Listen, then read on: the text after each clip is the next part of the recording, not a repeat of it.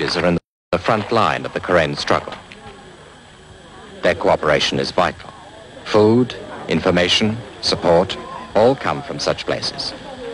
The Karen soldiers feel at home, the people secure. But there is a price to pay, a day of reckoning when the score will be settled.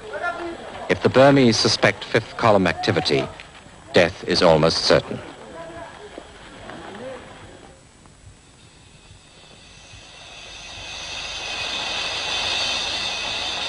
At the peak of the dry season, the heat is intense. The men lie exhausted, but the war stays with them.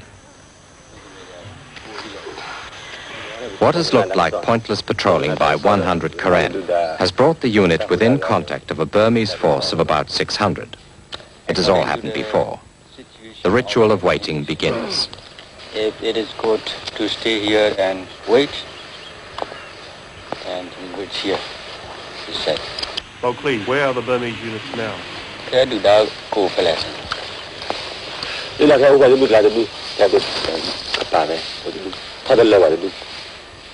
Now they are at a village called Tabluka. How far away is that? 2 miles away. 2 miles away? Yeah, from here. The proximity of the enemy makes a clash inevitable. The battleground is open country, a dry, flat plain.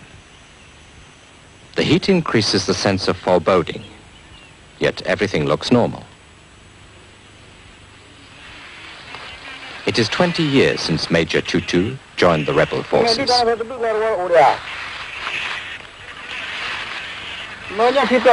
War becomes a way of life. You said before that there was a fight yesterday. Yeah. Could you ask the Major to explain what happened yesterday?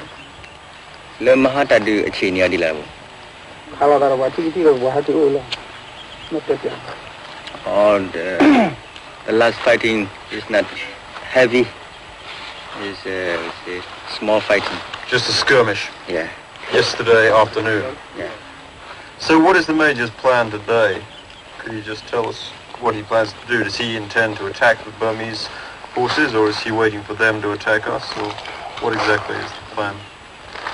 Well, the plan to sell the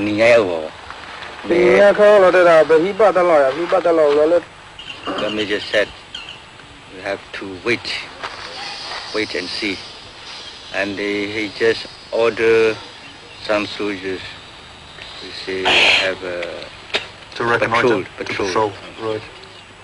If the Burmese move away from this area, does the Major intend to pursue them? He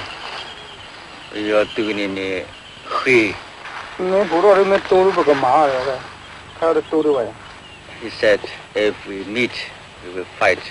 So he will plan so that the enemies will come at the direction we are. Thank you. We want a united, federated state of Burma, and the little states, all the states, get their own government. The Shah, the Chin, the Arakan, and we, and the Burmese people will get the center part. They should be quite satisfied with it. And Rangoon will be free for all. 3 miles to the east, a section of Captain Karso's unit was dispatched to carry out a job in which they are now expert. The anti-personnel mine, designed to maim the enemy but not kill them, plays a major part in repelling Burmese troops east of the Salween River.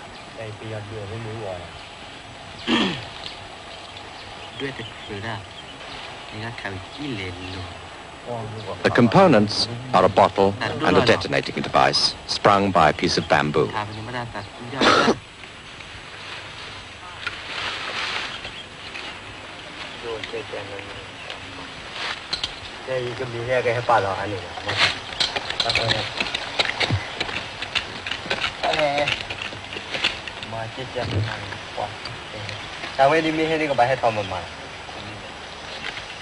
For every casualty in the field, the Burmese must use at least 2 more men to evacuate the wounded. In this part of the country that presents huge logistic problems, down on the road, the people from the village are warned of a possible push through the area by the Burmese force.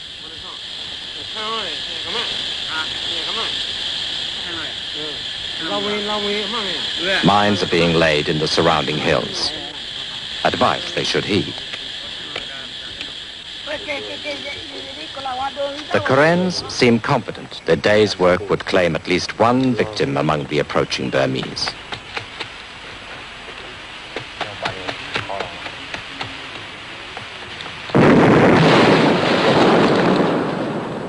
With mines so widely used across this area, it is not always the intended victims who suffer.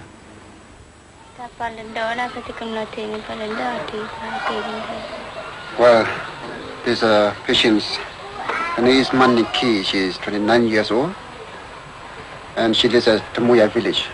2 months ago, the Burmese soldiers came to their village, and then they stationed there. Our force here go and fight with them, and after the Burmese withdraw, she went to her well where they get water, to get some water, and then she stepped on the landmine there. Both of her legs were injured, and she was rushed to our hospital here. No, I use the word rush, but it took 2 days for her to get here. The distance is only about 150 kilometers. At that time, she was only a little bit strong. Her pressure is very low. So we had to do very quick amputation to her left leg. We dare not touch the right one. We have to wait another 3 or 4 days, and then we did another amputations, quick one, after giving her 2 bottles of blood. Here is not like the Western country that it's very hard to get blood.